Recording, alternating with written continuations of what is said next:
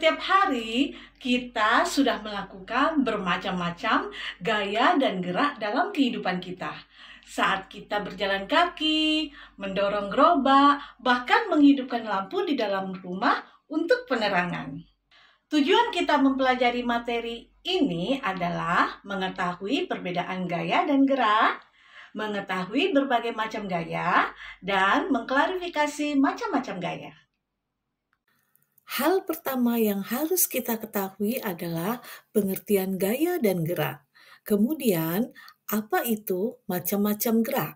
Lalu, apa perbedaan gaya dan gerak? Dan kita akan mengetahui juga apa kaitannya antara gaya dan gerak dalam kehidupan kita sehari-hari.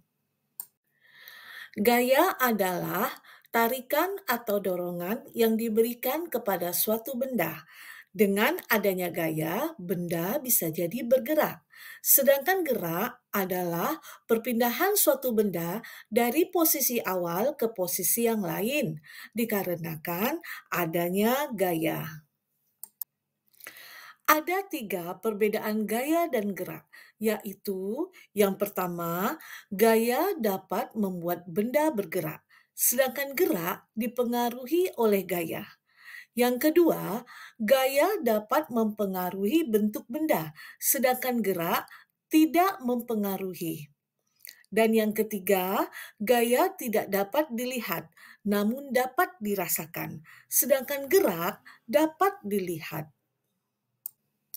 Nah, ada pun macam-macam gaya, yaitu gaya otot, gaya listrik, gaya gesek, gaya magnet, gaya gravitasi, dan gaya pegas. Gaya otot. Gaya otot adalah gaya yang dilakukan oleh otot manusia, contohnya adalah saat mendorong gerobak atau mengangkat barang. Yang kedua, gaya magnet. Gaya magnet adalah gaya yang timbul karena adanya daya timbul magnet. Benda yang dapat ditarik oleh magnet adalah benda yang terbuat dari logam seperti paku, jarum, dan lain-lain. Yang ketiga adalah gaya listrik. Gaya listrik timbul karena adanya daya arus listrik. Contohnya saat menghidupkan TV, menyalakan bola lampu, atau menyetrika baju.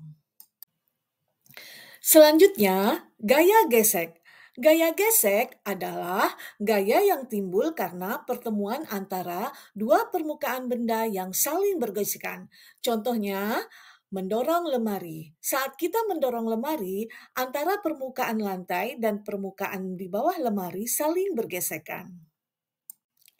Gaya selanjutnya adalah gaya gravitasi. Gaya gravitasi adalah gaya yang timbul karena adanya gaya tarik bumi. Contohnya adalah ketika buah yang sudah matang jatuh ke permukaan bumi. Dan gaya yang terakhir adalah gaya pegas.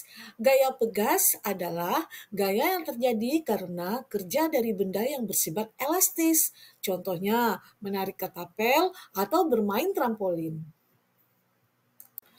Nah, anak-anak ibu semua, dari penjelasan tadi dapat kita ketahui antara gaya dan gerak saling berhubungan, namun tetap memiliki perbedaan yang signifikan. Nah, jadi hubungan gaya dan gerak sudah sangat jelas terlihat. Karena diberikan gayalah, benda dapat bergerak atau berpindah tempat bahkan bentuk. Baik anak-anak ibu, demikianlah pembelajaran IPAS kita hari ini tentang gaya dan gerak. Agar lebih menambah wawasan kalian dalam mendalami materi gaya dan gerak, jangan lelah untuk mencari materi dari berbagai sumber seperti YouTube, Google, dan referensi buku lainnya. Semangat belajar ya! Jangan lelah, jangan bosan ya, karena sejatinya kalian adalah investor negara di masa depan. Terima kasih. Wassalamualaikum warahmatullahi wabarakatuh.